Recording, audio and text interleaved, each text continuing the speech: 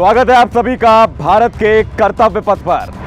शाम के बज चुके हैं 7 और आप देखना शुरू कर चुके हैं डिजिटल मीडिया की दुनिया का सबसे अलहदा शो कर्तव्य पथ रमन दीक्षित के साथ।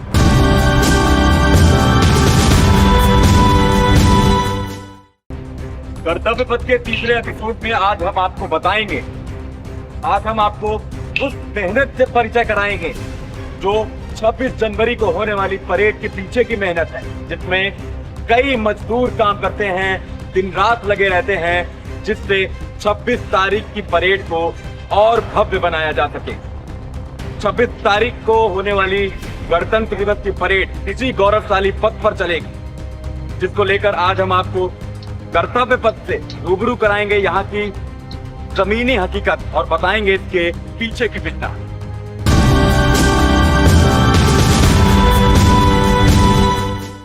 चढ़ गए जो हंसकर सूली, खाई जिन्होंने सीने पर गोली, हम उनको प्रणाम करते हैं जो मिट गए देश के लिए, हम उनको सलाम करते हैं। सलाम है उन शूरवीरों को जिन्होंने अपने प्राण देश के लिए न्यौछावर कर दिए। उन वीरों के बलिदान, शौर्य, साहस और जज्बे को सलाम है। दिल्ली में कर्तव्य पथ पर हर साल आयोजित होने वाले गणतंत्र दिवस परेड को देखने के लिए दिल्ली ही नहीं बल्कि दिल्ली से बाहर के लोग भी पहुंचते हैं।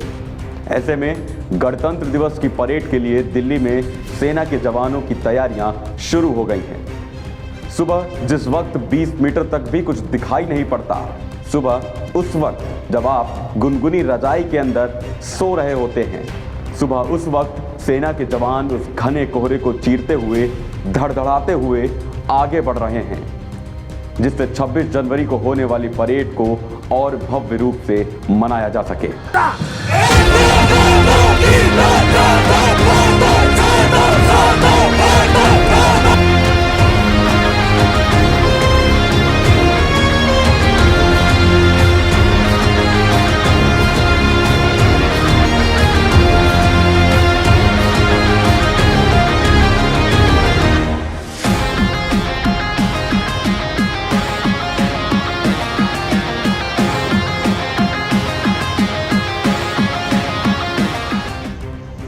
परेड में शामिल होने वाली कई टुकड़ियां अपनी तैयारी में जुट जाती हैं।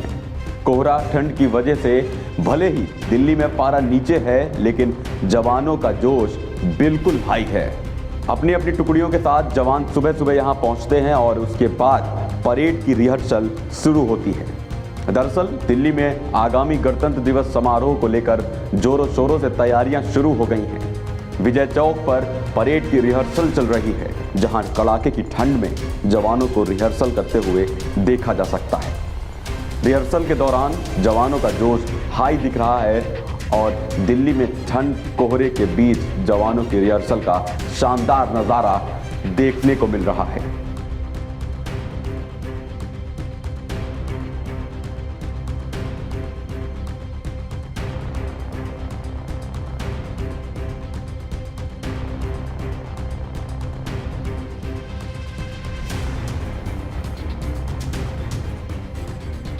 गणतंत्र दिवस परेड पर इस बार पहली बार फोल्डिंग चेयर्स का होगा इस्तेमाल।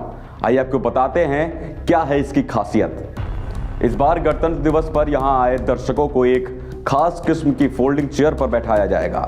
इस फोल्डिंग चेयर को फरीदाबाद से लाया जा रहा है।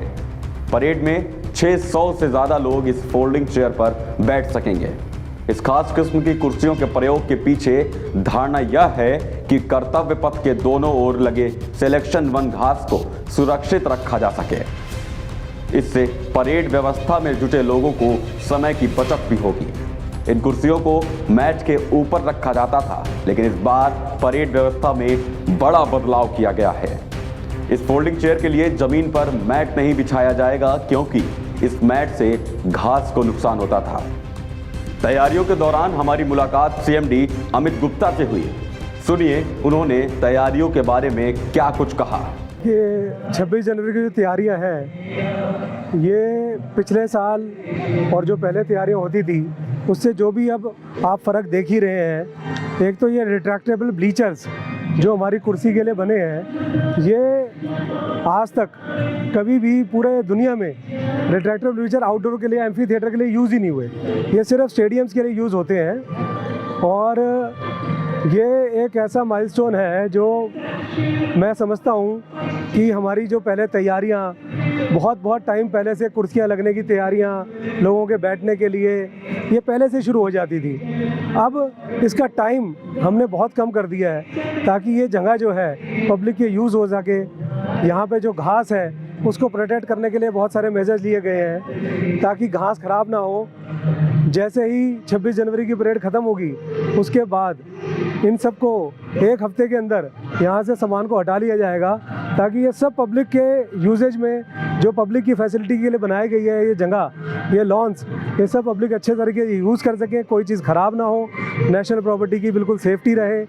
और पहले जो कुर्सियाँ आम तौर पे जिन्हें बैंक्वेट चेयर कहते हैं वो इस्तेमाल की जाती थी, अब ये जो है tip of chairs, folding chairs with arm, ये लगाई गई हैं ताकि लोगों को 3 घंटे यहाँ बैठना होता है, उनको कंफर्ट रहे।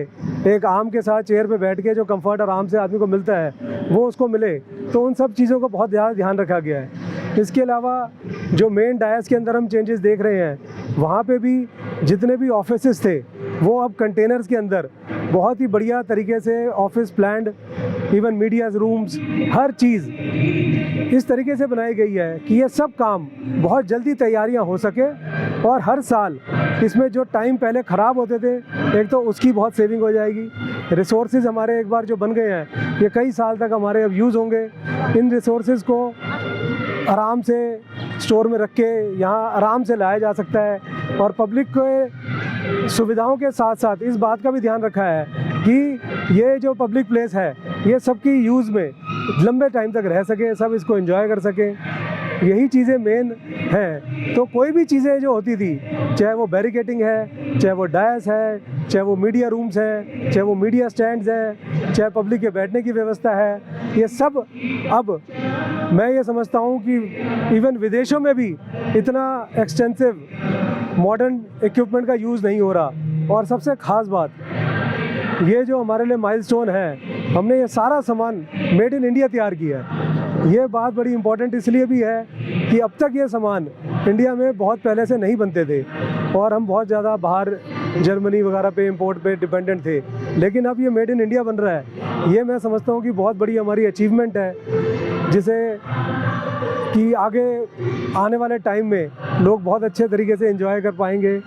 हर चीज़ को इस तरीके से प्लान किया गया है कि लोगों का कंफर्ट हो, जो पब्लिक आती है, जो डेलीगेट्स आते हैं, सब बहुत कंफर्ट का उनका ध्यान रखते हुए हर चीज़ को बनाया गया है। सर, ये काम कब तक कंप्लीट हो जाएगा? क्योंकि 26 जनवरी को परेड होनी है, उसके पहले की आम जनता के लिए ये रोड, ये गेट कब बंद हो जाएगा? देखिए, सिक्योरिटी के जो अपने रीजंस हैं, सिक्योरिटी का तो सिक्योरिटी वालों का ही अपना है। ये काम जो है हम इसको पहले, मैं आपको पहले का बता देता हूँ, ये नवंबर में शुरू हो जाया करती थी तैयारियाँ। नवंबर से तैयारियाँ चलती थी। अब आप देखेंगे कि ये तैयारी जनवरी से ही चालू हुई है। हम और जो जनवरी से तैयार चालू हो गए, अब 2 महीने तो पब्लिक के लिए एक्स्ट्रा मिल ही गए हैं। इसके अलावा इसको हटाने का जो पहले महीने 1.5 महीने तक काम चलता रहता था, वो काम भी अब 1 हफ्ते 10 दिन में हो जाएगा, जो कि एक बहुत बड़ी अचीवमेंट है। एक तो सामान भी अच्छे प्रोटेक्टेड रहेगा, दूसरा पब्लिक को ये फैसिलिटी यूज़ करने को मिलेगी।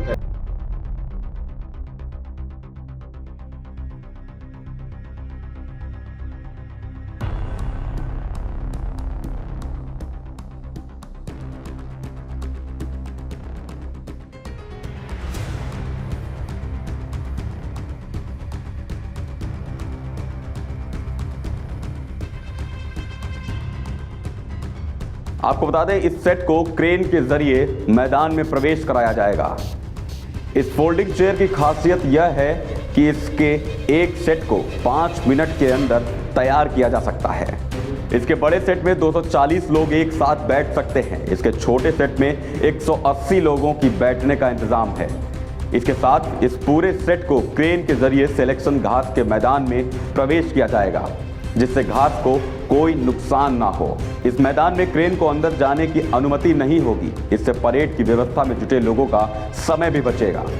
आपको बता दें कि गत वर्ष राजपथ का कर्तव्य पथ के नामकरण के साथ इसके सौंदर्यीकरण पर खास जोर दिया गया है। प्रधानमंत्री नरेंद्र मोदी के सेंट्रल विस्टा कार्यक्रम के तहत कर्तव्य पथ के दोनों ओर सिलेक्शन 1 घास को लगाया गया था। यह एक खास किस्म की घास है जो 12 महीने हरी रहती है। ठंड के प्रकोप से बचने के लिए एक खास किस्म की ओखला खाद का इस्तेमाल किया जा रहा है। ये खाद काफी गर्म होती है जिससे घास को ठंड से बचाया जा सके। गणतंत्र दिवस की तैयारियों में जुट गई हैं सभी एजेंसियां, सतर्क हो गई हैं सभी एजेंसियां। इस सिलेक्शन घास को कोई नुकसान ना हो, इसके लिए गणतंत्र दिवस की तैयारियों में जुटी एजेंसियां सतर्क हो गई हैं। इन एजेंसियों के समक्ष सबसे बड़ी चुनौती है कि इस कार्यक्रम में जहां जमा भीड़ से इस घास को सहेजा जा सके। इसके पूर्व गणतंत्र दिवस परेड में कर्तव्य पथ के दोनों ओर बैठने के लिए जमीन पर सैकड़ों कुर्सियों का इंतजाम होता था, लेकिन इस बार तस्वीर बिल्कुल बदल चुकी है।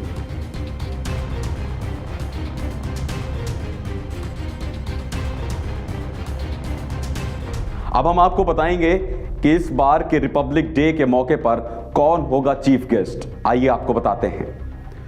गणतंत्र दिवस कार्यक्रम की चल रही तैयारियों के बीच अतिथियों के सत्कार के लिए भी खास इंतजाम किए जा रहे हैं। हर साल की तरह इस बार भी गणतंत्र दिवस कार्यक्रम में अन्य देश के नेता को चीफ गेस्ट के तौर पर बुलाया जा रहा है। रिपब्लिक डे के मौके पर विदेशी चीफ गेस्ट को आमंत्रित करने की परंपरा रही है। इस बार 26 जनवरी को होने वाले गणतंत्र दिवस कार्यक्रम के मौके पर इजिप्ट यानी मिस्र के राष्ट्रपति अब्देल फतेह अल सीसी बतौर चीफ गेस्ट शामिल होंगे। गौरतलब हो कि कोविड के चलते 2 साल तक किसी भी चीफ गेस्ट को आमंत्रित नहीं किया गया था। हालांकि 2 साल बाद इस बार इजिप्ट के राष्ट्रपति गणतंत्र दिवस समारोह की शोभा बढ़ाएंगे। आपको बता दें, दिसंबर 2022 में भारत को G20 की अध्यक्षता की कमान सौंपी गई है। इसी दौरान मिस्र को अतिथि देश के रूप में आमंत्रित किया गया है। मालूम हो कि कोविड के चलते 2 साल तक कोई चीफ गेस्ट नहीं आया था। बता दें कि इससे पहले साल 2021 में ब्रिटेन के तत्कालीन प्रधानमंत्री बोरिस जॉनसन को बतौर चीफ गेस्ट आमंत्रित किया गया था। हालांकि कोरोना के बढ़ते कहर के चलते उन्होंने भारत की यात्रा कैंसिल कर दी थी। कर्तव्य पथ पर आसमान में गरजेंगे वायुसेना के 50 विमान।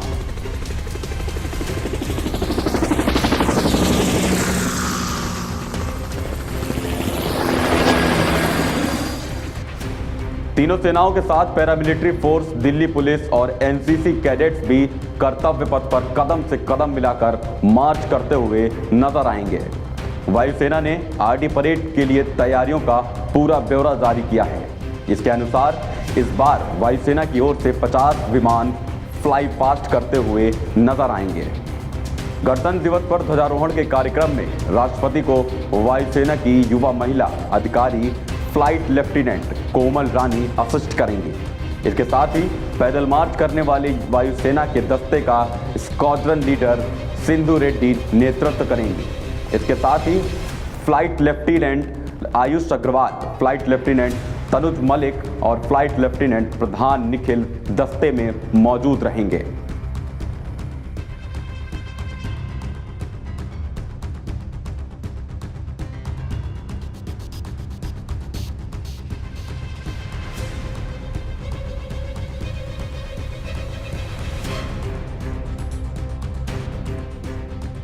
उम्मीद है आप सभी ने टिकट बुक करा लिया होगा। अगर जिन्होंने नहीं भी कराया होगा वो घर में बैठकर टीवी के सामने उस परेड का दीदार कर सकते हैं और उसका आनंद ले सकते हैं। तो मिलते हैं अगले शनिवार एक नए एपिसोड के साथ और एक नई कहानी के साथ। तो वक्त हो चला है आपसे लेने की इजाजत। जय हिंद, जय भारत।